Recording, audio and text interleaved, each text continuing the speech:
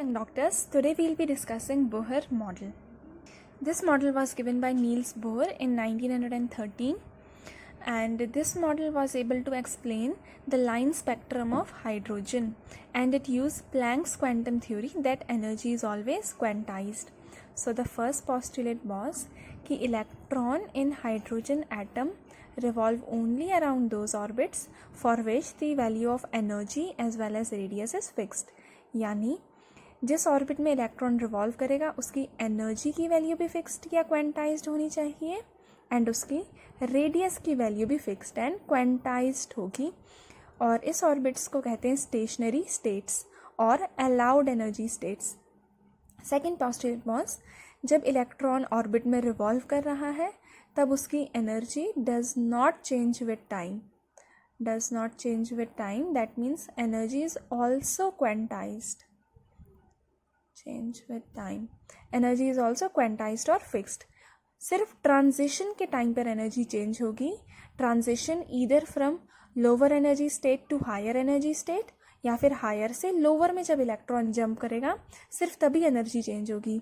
जो orbit nucleus के सबसे पास होता है उसकी एनर्जी सबसे कम होती है, यानी जब कम वाली एनर्जी से ज़्यादा वाली एनर्जी में जंप करेगा या लोअर ऑर्बिट से हायर ऑर्बिट में जंप करेगा तो ये एनर्जी एब्जॉर्ब करेगा. और जब हायर एनर्जी से लोअर वाले एनर्जी ऑर्बिट में जंप करेगा या हायर ऑर्बिट से लोअर ऑर्बिट में जंप करेगा तब एनर्जी एमिट होगी. और जितनी एनर्जी और जो यहाँ पे रेडिएशन एमिट या एब्जॉर्ब हो रही है उसकी फ्रीक्वेंसी का फॉर्मूला हो जाएगा delta E by H, where delta E is E2 minus E1, where E2 and E1 are energy of higher stationary state and E1 is energy of lower stationary state. इस rule को बोलते हैं Bohr frequency rule. यहाँ से हमें frequency की value मिलती है कि कितनी फ्रीक्वेंसी ऑफ रेडिएशन एमिट या एब्जॉर्ब हो रही है. थर्ड पोस्ट्यूलेट इज कि जब इलेक्ट्रॉन ऑर्बिट में रिवॉल्व करता है, जब कोई चीज़ स्ट्रेट चले उसके इट पोजेस लीनियर मोमेंटम और जब ऑर्बिट में रिवॉल्व करे तो इट पोजेस एंगुलर मोमेंटम. तो एंगुलर मोमेंटम की वैल्यू इज ऑल्सो क्वांटाइज्ड और एंगुलर मोमेंटम होता है mvr, where m is mass of electron, v is velocity of electron, r is radius of the orbit जिसमें वो move कर रहा है.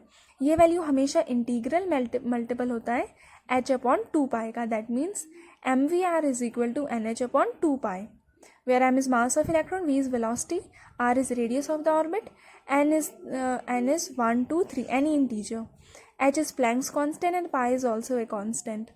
तो यहाँ से हमें पता चलता है कि इलेक्ट्रॉन जिस ऑर्बिट में रिवॉल्व कर रहा है उसकी एनर्जी की वैल्यू फिक्स्ड है, वो चेंज नहीं हो रही है. सो यहाँ पे मैक्सवेल की थ्योरी हम अप्लाई नहीं कर सकते because only fixed orbits he allowed हैं. अगर हम इसको बोहर मॉडल को सक्सेसफुली एक्सप्लेन हाइड्रोजन एटम पर ये अप्लाई होता है. स्टेशनरी स्टेट्स जो होंगे 1, 2, 3 उनकी वैल्यू है 1, 2 एंड 3. एन की वैल्यू पुट करेंगे. इन values these are all principal quantum number जो हमें शेल के बारे में बताए कि कौन सा shell electron is occupying. This is principal quantum number.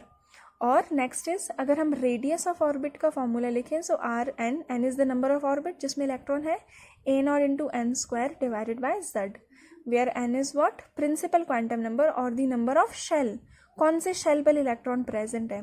z is atomic number, in case of hydrogen it is 1. This is atomic number and a0 की वैल्यू है 52.9 पिकोमीटर और अगर इसको एंगस्ट्रॉम में लिखें सो दिस इज 0.529 एंगस्ट्रॉम. तो अगर हम फर्स्ट बोहर ऑर्बिट की वैल्यू निकालें, फर्स्ट ऑर्बिट की हाइड्रोजन एटम में वैल्यू निकालें सो R1 विल बी 52.9 पिकोमीटर और दिस इज 0.529 एंगस्ट्रॉम.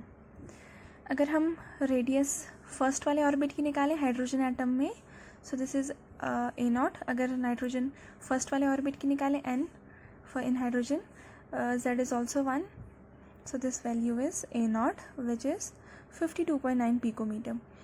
और इस वाले ऑर्बिट को बोलते हैं Bohr orbit. This orbit is Bohr orbit hydrogen atom में when n is equal to 1 and whose radius is 52.9 picometer. Next is if अगर हमें एनर्जी कैलकुलेट करनी है of nth orbit, this value is minus RH z square divided by n square. और hydrogen के case में we very well know Z की वैल्यू is 1, where RH is Rydberg constant whose value is 2.18 into 10 raised to the power minus 18 joule और 13.6 electron volt. और अगर हम इसको किलो जूल पर मोल में निकाल लें यानी एक मोल के लिए, सो हमें इसको 6.022 से मल्टीप्लाई करना पड़ेगा into 10⁻23। So the answer is 1312 kilo joule पर मोल। सो ये वैल्यूज़ होती हैं RH की, डिपेंडिंग ऑन कि हमें एनर्जी कौन सी यूनिट में चाहिए, कौन सा सिस्टम हमने चूज़ किया है कैलकुलेशंस के लिए। सो अगर हम यहाँ से फर्स्ट ऑर्बिट की एनर्जी निकालें हाइड्रोजन एटम के लिए, this value is -RH, Z की वैल्यू 1 एंड ऑर्बिट भी फर्स्ट है तो फर्स्ट का square, this value is -RH which is -2.18 into 10⁻−18 joule. यानी एनर्जी फर्स्ट ऑर्बिट की इतनी होती है and that too in minus, और energy is inversely proportional to n, that means और ये जो साइन है यहाँ पे माइनस का भी लगा हुआ है, दैट मीन्स जो शेल सबसे पास में होगा उसकी एनर्जी सबसे कम होगी, और जैसे जैसे हम शेल बढ़ाते रहेंगे एनर्जी की वैल्यू भी बढ़ती रहेगी। These are inversely proportional quantities, लेकिन यहाँ पे माइनस का लगा है। माइनस में ये number is this number is laser, अगर हम इसका मैग्नीट्यूड बढ़ाएंगे तो that number will be greater. अगर हम एनर्जी सेकेंड वाले ऑर्बिट की निकालें similarly in hydrogen atom RH, 1 का square because Z for hydrogen is 1 and 2 का स्क्वायर, सो आंसर आ जाएगा -2.18 इंटू 10⁻−18 डिवाइडेड बाय 4। अगर हम 2.18 को 4 के साथ डिवाइड करें, this is somewhat around 0.455 multiplied by 10⁻−18 joule minus में। सो ये वाली वैल्यू ग्रेटर है as compare to this one. So energy जो है इंक्रीज करती रहती है as we successively progress from lower stationary state to higher stationary state. N की वैल्यू इन्फिनिटी ले रहे हैं तो उस केस में एनर्जी विल बी ज़ीरो, यानी इनफाइनाइट ऑर्बिट में जो इलेक्ट्रॉन प्रेजेंट होगा उस पर कोई इन्फ्लुएंस नहीं होगा न्यूक्लियस का। And we call the electron to be ionised. So हमने पढ़ा था angular momentum of electron is NH/2π, और हमने ये भी पढ़ा कि radius is A0 into n² divided by Z। अगर हम दोनों को इक्वेट करें यानी R की वैल्यू यहाँ पे पुट करें, mv A0 into n² divided by Z, this value is NH/2π।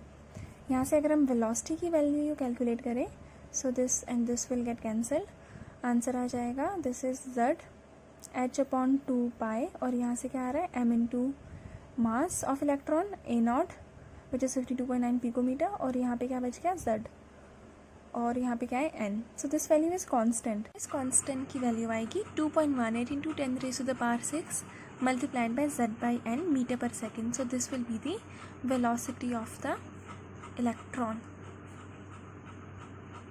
in nth shell of an atom with atomic number Z. Bohr model was able to explain the line spectrum of hydrogen atom. जब भी कभी transition हो रहा था we know higher orbit से lower orbit में, lower orbit से higher orbit में, तो यहाँ पे एनर्जी इस केस में एमिट हो रही है और इस केस में एनर्जी एब्जॉर्ब हो रही है। तो वही जो हमने लाइमन बाल्मेर पास्कन सीरीज पढ़ी थी, so we can explain by Bohr model of an atom. जब भी कभी ट्रांजिशन होगा energy change will take place which is final orbit की एनर्जी माइनस इनिशियल ऑर्बिट की energy. This value is -RH/n final का square, this value is -RH/n initial का square. So यहाँ से अगर हम RH की वैल्यू को कांस्टेंट ले लें, so the answer will be -RH। अगर हम पहले इसको सॉल्व कर लेते हैं, this is -RH, this is minus plus RH/n initial square. So यहाँ से अगर हम RH को कांस्टेंट लें और प्लस वाली वैल्यू को पहले लिखें, this is 1/n initial square minus 1/n final square. Many of the students complain की ये जो चेंज इन एनर्जी, ये पहले जब हमने एनर्जी का फॉर्मूला लिखा वहाँ पे माइनस साइन है, यहाँ पे नहीं है। सो दैट इज़ बिकॉज हमने दो को सब्ट्रैक्ट किया है और प्लस वाले साइन को पहले लिखा है और माइनस वाले को बाद में, that is why this is in plus. और अगर RH की वैल्यू पुट करें 2.18 into 10⁻−18 1/n initial square minus 1/n final square, ये वैल्यू आ जाएगी जूल में डेल्टा E की। नेक्स्ट अगर हमें यहाँ से फ्रीक्वेंसी निकालना हो, we know frequency is delta E/h। अभी हमने बोहर मॉडल से पढ़ा delta is how much 2.18 into 10 raised to the power minus 18, 1 upon n initial square minus 1 upon n final square. This value is in joule. h की value है 6.626 into 10 raised to the power minus 34.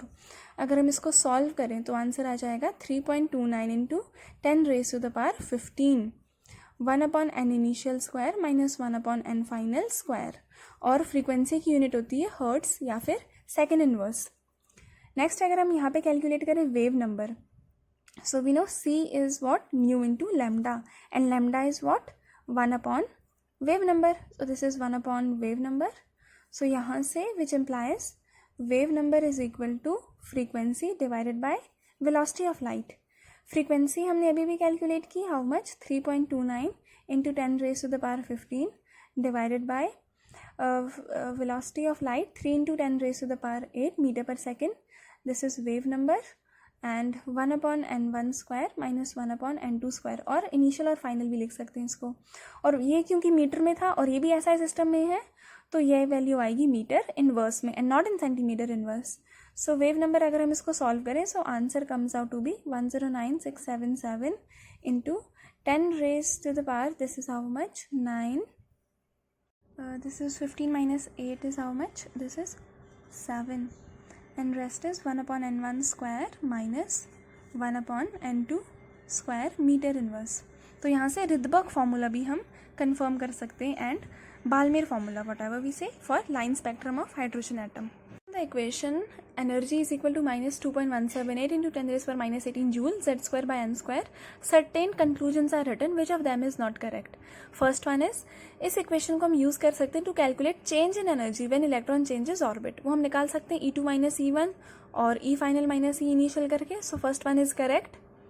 Second is n is equal to 1. Electron has more negative energy. That is also correct. Then it does for n6, right?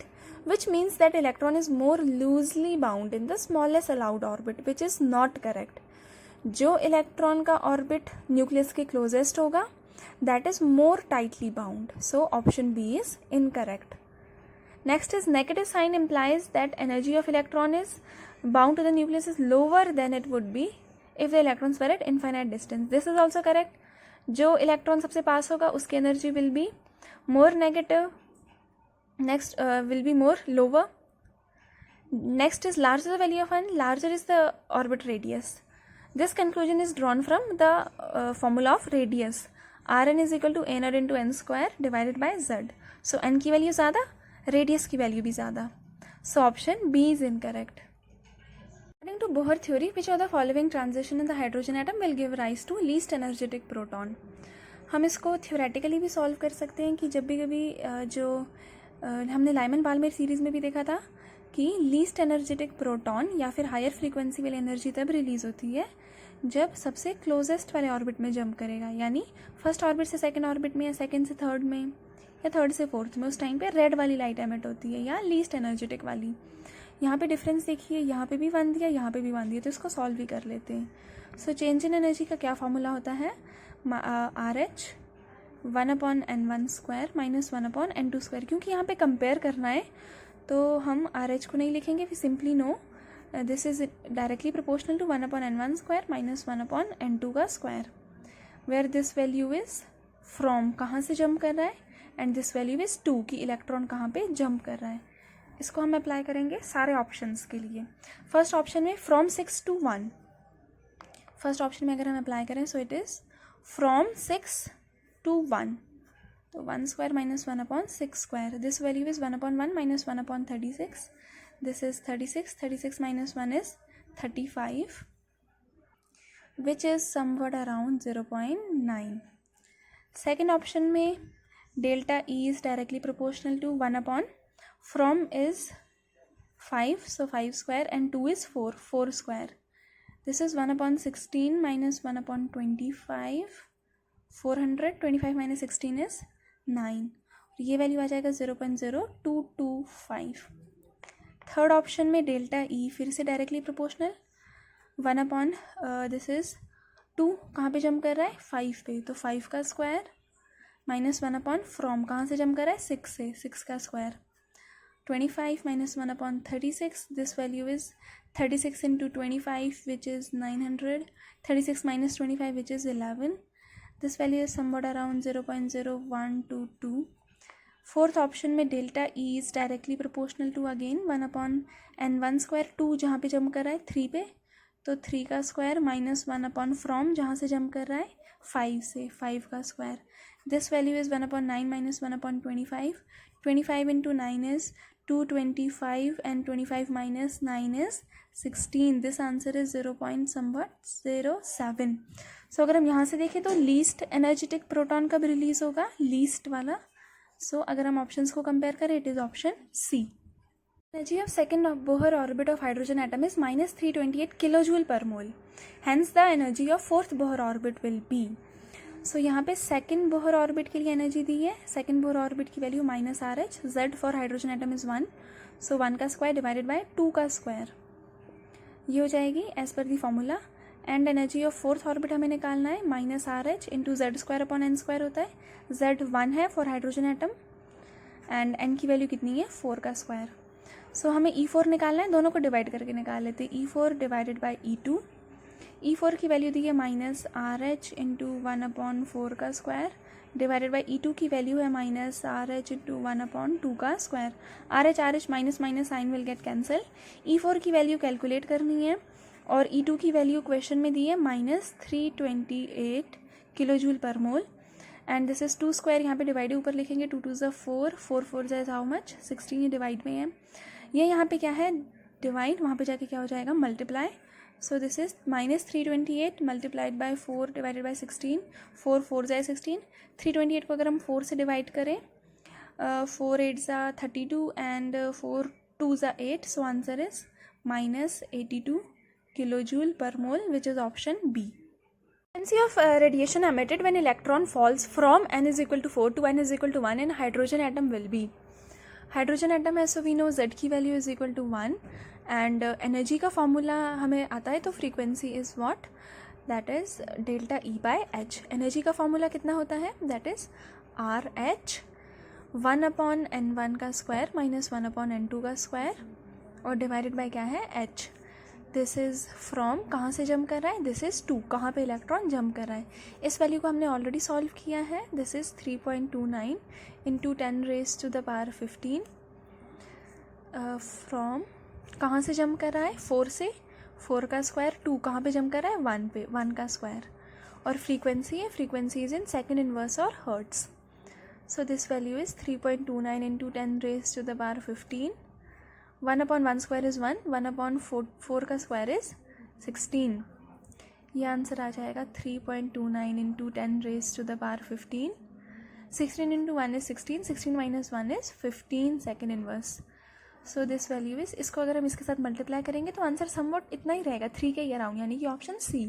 या फिर अगर multiply भी कर लें, this is 3.08 into 10 raise to the power 15 second inverse, which is option C. Hydrogen atom energy of first excited state is minus 3.4 electron volt. Find out energy, kinetic energy of same orbit of hydrogen atom. First of all, n की value 1 is first orbit. जब n की value 2 होगी, इसको कहते हैं first excited state, because जब electron excited होगा यहाँ से, तो सेकेंड ऑर्बिट पे ही जंप करेगा. This is first excited state. जब n की वैल्यू 3 होगी, this is second excited state. So third orbit is second excited state. तो यहाँ पे एनर्जी फर्स्ट एक्साइटेड स्टेट की दी है, यानी कि when n is equal to 2. Find out kinetic energy of same orbit. Same orbit की kinetic energy निकालनी है. इसके लिए formula is very simple. Total energy and kinetic energies are always similar, just their signs are opposite. And total energy का double is potential energy with the same sign. Because we very well know potential energy plus kinetic energy is total energy. So यहाँ से we can see total energy is given and kinetic energy is asked. So minus 3.4 electron volt plus 3.4 electron volt will be kinetic energy. So option A. Next question is theoretical question. Who modified Bohr theory by introducing elliptical orbit for electron path? The scientist was Sommerfeld. Bohr orbit radius for hydrogen atom N1 is approximately 0.530 angstrom. Radius for first excited state is. So radius of first orbit is given 0.530 angstrom, and we need to calculate R2. And we know the formula of Rn, that is a naught into n square divided by z. Since it is hydrogen atom, तो z की value हमें पता चल गई r, और हम ये वाला फॉर्मूला लगाएंगे. Rn is equal to a naught n square by z. n is number of shell and z is atomic number. और R2 फाइंड आउट करना है और R1 गिवन है, तो इन दोनों को डिवाइड करके आंसर आ जाएगा a naught into n square divided by z. This is a naught into, यहाँ पे R2 था तो n will be also 2 n2, and here it will be 1 divided by z. a naught दोनों जगह same है, cancel. z दोनों जगह same है, वो भी cancel. So R2 by R1 is n2 का square. n is how much, कितना दिया है 2, सो दिस इज 2 का स्क्वायर डिवाइडेड बाय R1 का स्क्वायर. n की वैल्यू 1, सो दिस इज 1 का स्क्वायर. और R2 की वैल्यू फाइंड आउट करनी है. R1 गिवन है 0.53 angstrom. 2 2 is 4, so and this will B R2. ये यहाँ पे डिवाइड है, वहाँ पे जाके मल्टीप्लाई हो जाएगा. 4 into 0.53, 4 3s are 12, 4 5s are 20, 21. 2 के बाद पॉइंट लगेगा 2.12 angstrom. Answer is option D. In Bohr model of an atom, when an electron jumps from n is equal to 1 to n is equal to 3, how much energy will be emitted or absorbed? So formula पता है, delta E is minus, this is plus 2.18 into 10 raised to the power minus 18, 1 upon n1 का square minus 1 upon n2 का square, और this is from and this is 2. सो answer आ जाएगा, this value comes out in joule, and 1 joule में होते हैं 10 raised to the power 7 ergs, क्योंकि आंसर ergs में दिया है. सो this is 2.18 into 10 raised to the power minus 18 into 10 raised to the power 7. 1 upon कहाँ पे जम कर रहा है, 3 पे, तो 3 का स्क्वायर माइनस 1 अपॉन कहाँ से जम कर रहा है, 1 से, तो दिस इज 1 का स्क्वायर ergs.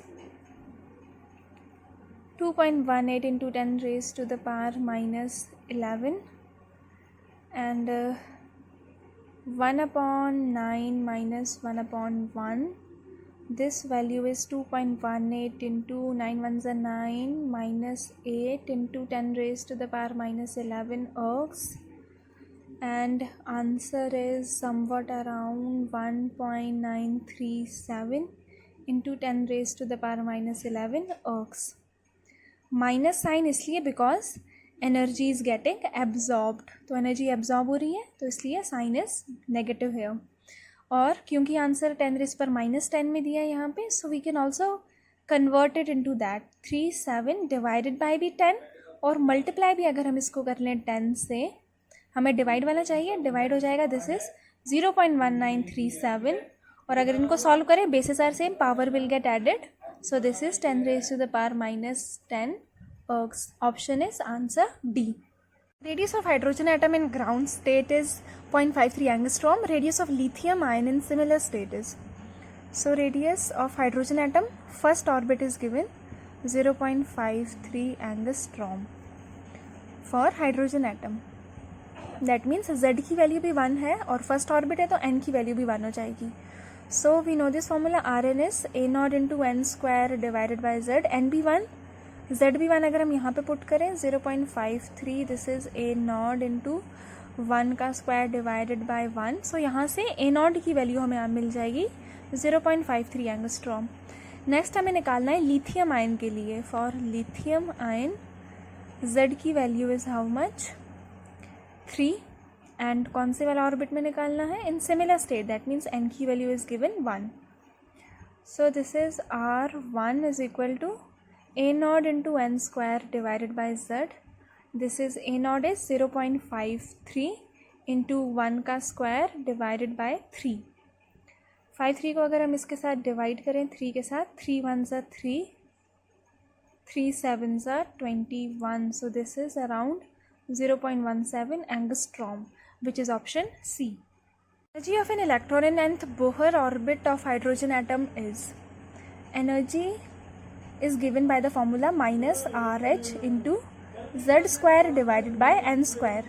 हाइड्रोजन एटम दिया है तो Z की वैल्यू हो जाएगी 1, and energy of an electron in nth orbit. Orbit n दिया है और इलेक्ट्रॉन वोल्ट में दी है एनर्जी. इलेक्ट्रॉन वोल्ट में आती है -13.6 divided by n square electron volt, which is option C. Spectrum of helium is expected to be similar to that of. For helium, atomic number is 2. So यहाँ पे hydrogen के लिए atomic number is 1, lithium के लिए atomic number is 3. लेकिन lithium एक electron lose कर रहा है, so number of electrons would be how much? Z is equal to 3, but number of electrons are 1 electron lose कर दिया तो 2. एंड सोडियम के लिए atomic number is 11 and helium के लिए इट इज़ 2, लेकिन नंबर ऑफ इलेक्ट्रॉन्स यहाँ पे कितने हो जाएंगे? एक इलेक्ट्रॉन लूज कर दिया तो नंबर ऑफ इलेक्ट्रॉन्स 1. जिसका सिमिलर इलेक्ट्रॉन्स होते हैं उसके लिए स्पेक्ट्रम सिमिलर आता है, so the correct option would be option B, Li positive. R is the radius of first orbit. The radius of nth orbit of hydrogen atom is given by. So Rn का formula होता है a0 into n square divided by z. और यहाँ पे first orbit के लिए दे दिया है और हाइड्रोजन एटम के लिए दिया है. हाइड्रोजन एटम में z इज इक्वल टू 1 और फर्स्ट ऑर्बिट दिया है तो n is also 1. So R1 की वैल्यू हाइड्रोजन एटम के लिए is given R. That means ये कंप्लीट वैल्यू हमें दी है R के बराबर. a0 इंटू 1 का स्क्वायर डिवाइडेड बाई 1, ये वैल्यू दी है R के बराबर, विच इम्प्लाइज a0 की value is equal to R. Radius of nth orbit is asked. Rn is a0 into n square divided by z. So a0 की value दी है R, n की value is n and z की value is 1. So answer is Rn square, which is option A.